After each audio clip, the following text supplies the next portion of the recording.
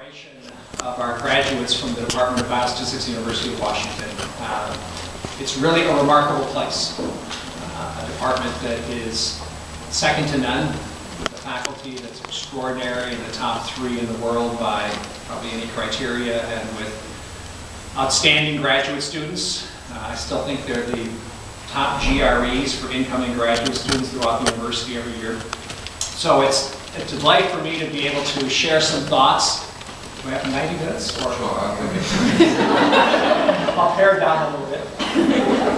So we have a lot of family and friends. We're delighted to have you here. And many of you may be wondering, what is biostatistics? So in essence, it is the application of quantitative methods and proper scientific discipline to address real-world problems in many areas, problems in biology and medicine and in health, public health. And our graduates will be making significant contributions in those areas. We have, I'm delighted today, 3 of our master's graduates, Victoria Ding, Danielle Guffey, and Kelly Stratton, and we have 4 of our new Ph.D. graduates, Tanya Granston, Amy Laird, Shen-Shen Zhou, and Juan Zhang. And so it is particularly terrific to have all of you here. You will all be making significant contributions to addressing real-world problems in all of these areas, and they will be heading to diverse backgrounds, diverse institutions. Some will be headed to government institutions, some to the private sector, some to academic positions such as at the Hutchinson Center and the University of Washington.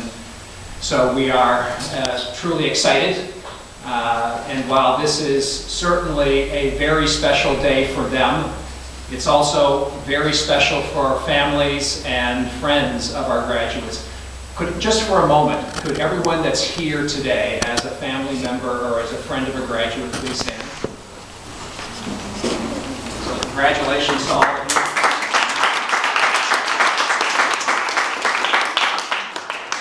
This is certainly a milestone for all of you, and I have a sense about that on a personal level, since I have a son who is graduating with his PhD from the University of Washington. His counting day, his putting day is tomorrow.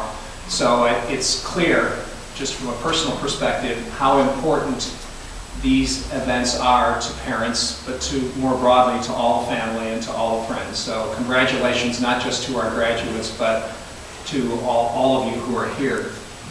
What I'd like to do is talk a little bit specifically to our graduate students and to challenge you as you go forward in your careers. Certainly it's going to be important to be creative, to be critical, and to be persistent, to approach the challenges that you're going to face here in your careers with a passion, and to be willing to fight for those things that you think are right. And when you see a process or something that you think isn't right, to be willing to challenge it, and to have the courage to be the lone voice. I've often thought that in research collaborative settings, the biostatistician is somebody who can approach the problem in a more independent way, and it gives you a chance to be the conscience of the research team in many ways, which is very critical to the overall process. And with your analytical training, it puts you in a position where you can bring common sense. And unfortunately, common sense is not that common. So these are key aspects to your future success. What I'd like to do is just reminisce on one experience that Bruce has already alluded to, that I think, on the one hand, will give those of you who are not biostatisticians a little bit of sense of some of the things that we've been involved in as biostatisticians, and for those of you that are graduates, to amplify the importance of having passion and being willing to fight for the things that you think are right. The setting that I want to talk about is one that relates to the continued rampant spread of HIV around the world, particularly in developing country settings such as Africa. And for more than 2 decades, biostatisticians here in Seattle at the Hutchinson Cancer Research Center at the University of Washington have been working together in a group called SHARP, the Statistical Center for HIV/AIDS Research and Prevention. And this group has been dedicated toward finding ways to not only treat HIV, but to prevent the spread of HIV. And one illustration of this is mother-to-child transmission of HIV. Infants who were born to mothers who are already infected with HIV. It is a wide-scale problem in these developing countries. As we were embarking on a study in the 1990s in working on preventing mother-to-child transmission of HIV, we were stunned as we were approaching women who were participating in healthcare clinics to find out that nearly a third of these young women, even if they were monogamous, were already infected with HIV. Their partners weren't monogamous. So the problem was large scale. But it's not easily addressed. In these developing country settings, these women are not being treated in second and third trimesters of pregnancy so that a lot of the transmission that could be prevented during that time would not be possible to prevent. They couldn't afford intensive IV administration of antiretrovirals during labor and delivery, and in the breastfeeding phase, it was often not practically feasible to be able to protect the infants from transmission during the breastfeeding phase. And so this group of biostatisticians working in SHARP together with colleagues in the HIV Prevention Trials Network embarked on a study that was intended to see if we could find a practical and achievable way to prevent HIV transmission in that part of the world where it was most rampant. And the idea was to use a single oral dose of nevirapine, a drug, given to the mother during labor and delivery, and a single oral dose to the infant a day after birth. And the results of that study were remarkable. This study established that those single oral dose, as achievable and convenient and inexpensive and safe as it was, prevented half of the transmission of mother-child transmission of HIV. And that was a significant achievement through the collaboration of clinical investigators and biostatisticians, including those who are here at the University of Washington, the Hutchinson Center. But as significant as that achievement was, there was still a very major unmet need.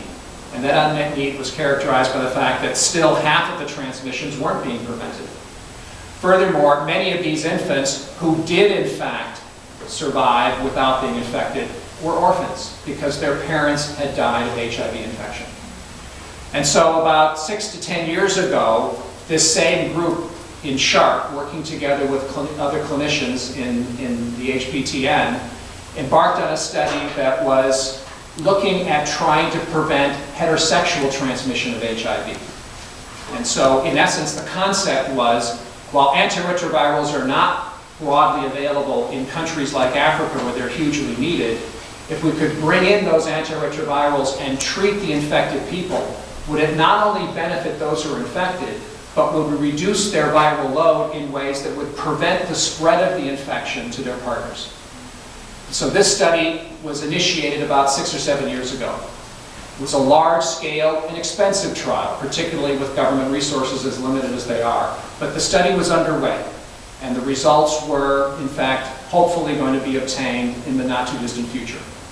But as the study was progressing, there was emerging resistance to continuing the study. It was a large-scale trial. It was requiring a lot of resources. It was taking a long time to complete. There were many people who said we could do this by using just historical information, and we all know that if you suppress viral load, there should be some level of protection. Repeatedly, during the last several years, though, there was an attempt led by the statisticians here at SHARP, at the University of Washington and the Hutchinson Cancer Research Center, to push back and to say that we need evidence-based research. These kinds of trials are critical to adequately understand how we can treat and prevent disease. If we don't continue trials like this, we're going to be uninformed, inadequately informed about how to best protect the public. Fortunately, the study was continued, and the results that were released last year were stunning. The results indicated and confirmed what we might have anticipated, and that is by treating these infected individuals, we were able to prolong their survival. But unexpected was the fact that we were able to almost completely prevent any transmission to their partners. It was a stunning result, indicating how we could, on a large scale in public health, impact and prevent the transmission of HIV. So how does this impact that infant that we were talking about earlier? If the father of that infant is able to be treated with an antiretroviral, not only will that father have prolonged survival, but that father will not transmit HIV to the mother of the infant. And if it's not transmitted to the mother of the infant also will not be at risk. So it's an enormous extension beyond the result that was obtained with the single dose in therapy. Every year, Science magazine identifies an array of different studies that it believes represented very significant scientific contributions. On December 24th of this past year, Science magazine identified this trial involving sharp statisticians as the scientific breakthrough of the year. A study that would not have been completed had it not been for the passion and persistence and willingness of the statisticians here at the university at the Hutch to fight to ensure that this study be continued. In essence, you as graduates have a tremendous opportunity ahead of you. You have great talents, you have great training, and through that talents and training, it surely creates an opportunity for you to make a difference. But with that opportunity also comes a responsibility to do so. Every year when I've had a chance to speak with the new incoming graduate students, I've often said to you, congratulations for choosing such a great field as biostatistics. Now that you're graduating and leaving us, I want to thank you for having chosen that, for the contributions that you've already made, and for the contributions that you will be making in the future. And I've also said when the incoming graduate students were just arriving, to congratulate them on the wisdom of choosing a place as great as the University of Washington. So now that you're graduating, I want to thank you, because by your being here, you've made this a better place. Thanks.